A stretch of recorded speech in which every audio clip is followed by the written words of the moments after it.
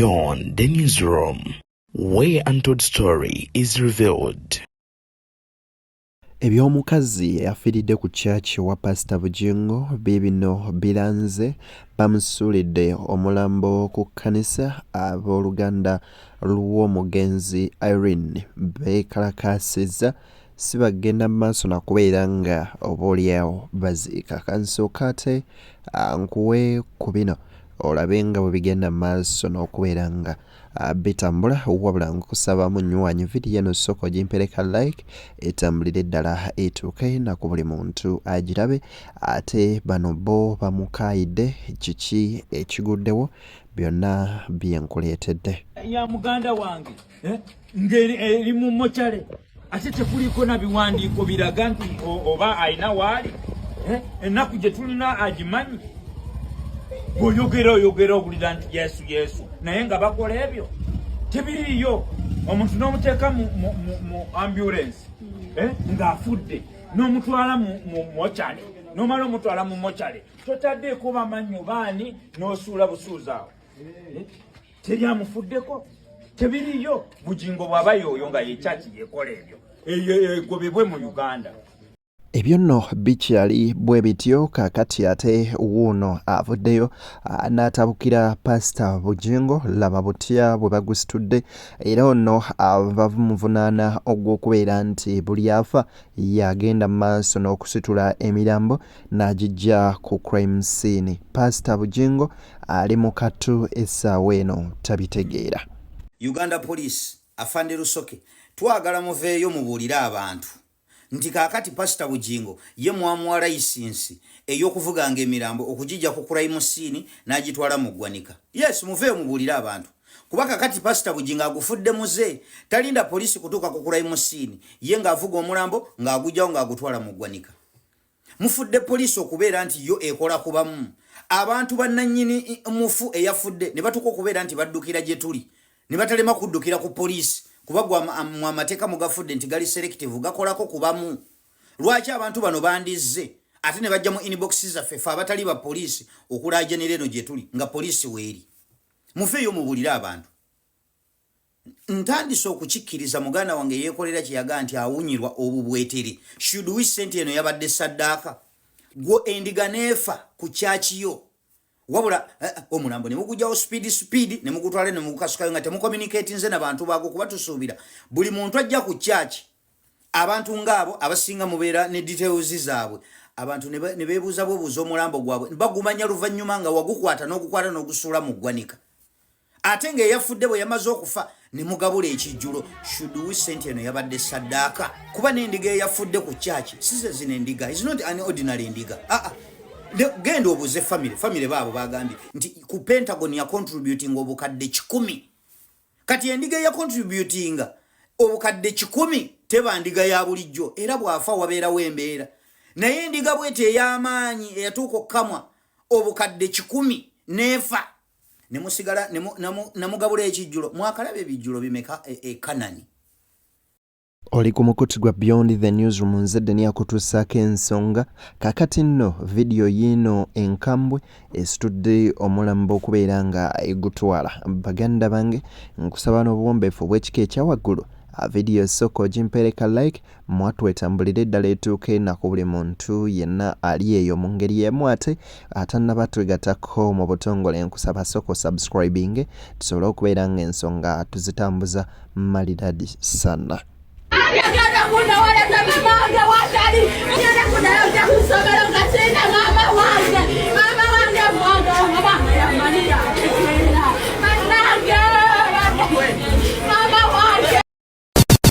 Ebuvanjuba ne bugwanjuba ewaka wasigalawo ewasinga. Beyond the Newsroom gwe mukutu ogukuleetera ekyo ekisinga katiranga naffe ng'oyita ku noti 771 44 53 ne noti 744 26 45 na bino bikulu tetulanga bafere tetulanga basawo ba kinnansi n'abagwa mu koowa eryo. Mwebale kutuwagira. Thank you.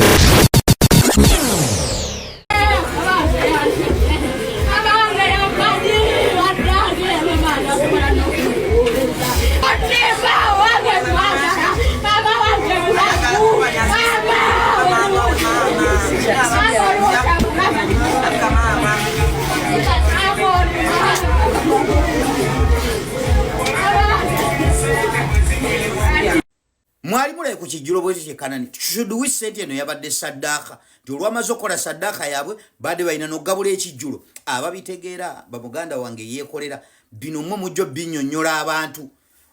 kino ekibwetere sitayire ze poliisi eri relaxed omusajja ajja atya omulambo okukula emusini n'atayita poliisi ng'omuntu afiiridde awo kikyabakweka lwaki ayanguwa mangu ennyo okuvuga obujulizi okubujjawo kikyaba akukusa so please afande Lusoke nkusaba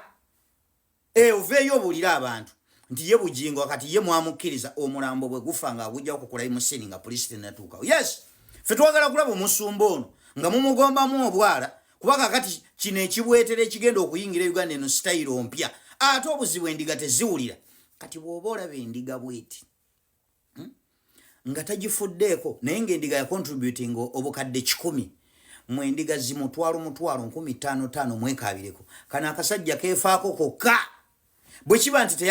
eno teyadde saddaaka omuntu bw'ati naafa ekyo nga kiri very rare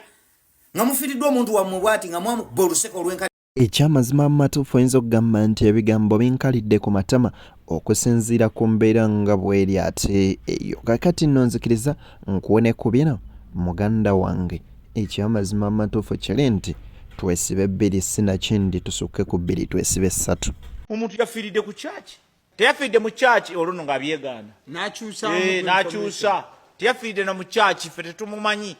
omulambo guli mulago yafiiridde mu katebe mu gundi mu kyaki papa paka mulago sanga ali awo nga mayite eri wansi asuuliddwawo kubanga ne firiji bagisasudde 10,000 ate after nga tutuuseeyo nga nze saatunoddeyo nga bamujja bamuteeka mu firiji mbunga abafamily be basasudde yes nga batuuse yes omulambo bagusanze bwe basa wansi yes bwereere atujjawo nga bateeka mugundi munankani mu firiji biki n'ebirala kati nga boogera ne bya treatment biki kati nga batugutuma that evening tibalina okukolako treatment n'ebigendako byonna postmortem twala tugende nga tuvaayo kati awo metagulye getandika okukola ki okutambula okuzungazunga twala tugende kakati kyetuwakanya si kwe kufa kw'omuntu abantu bafa bulijjo ate Katonda talina gwe yawandiikako laama nti gwe ojja kufa kino oba ojja kufa kiri naye weesanga bwesanzi ng'olina okufa oba ng'ofudde okyegedde kati ekyenjawulo ekyabaddewo ono muntu wammwe wa kyaki yammwe ebigambo ku nfa ya mukyalo ono Irene nkugambye biwanvu tebikyaliko ani agamba nani ayogera kakati nno owulira bino ate byo munnange ebyennyamiza oba oli awo biyinza okuleetera n'okwesiba ekimyo bw'oyogera owulira nti yesu naye nga bakola ebyo tebiriiyo omuntu n'omuteeka mu ambulance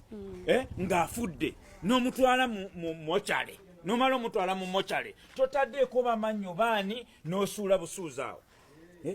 teri amufuddeko tebiriiyo Bugingo bw'aba yooyo nga yekyaki yeekola ebyo egobebwe mu Uganda abadde amwagala nnyo bambi pasita Bugingo akoze ebintu abuzaayo eki kwegatta ne makula ku katuuti Bugingo abuzaayo kwegaddanga ne makula ku katuuti kamukama byonna abikoze obusiru bwonna abukoze kyovola makula naye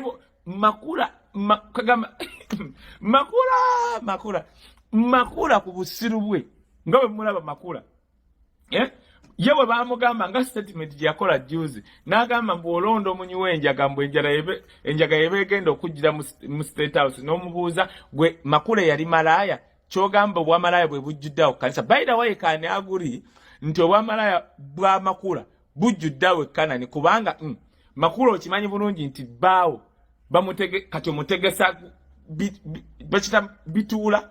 waliwo akawala awo akakuyingiramu n'owa bannamawulire baleme byogerako nga kakuyingiddemu nga bigenda ebigambo ebiva eruuyi eyo si biwoomu yadde akamu n'akeddagala ate byo bikyali bingi naye kugambye munzikirize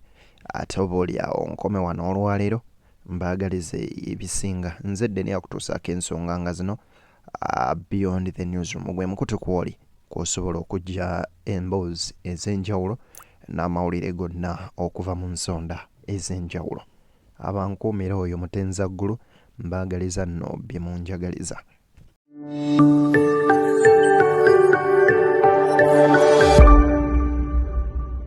Beyond the newsroom,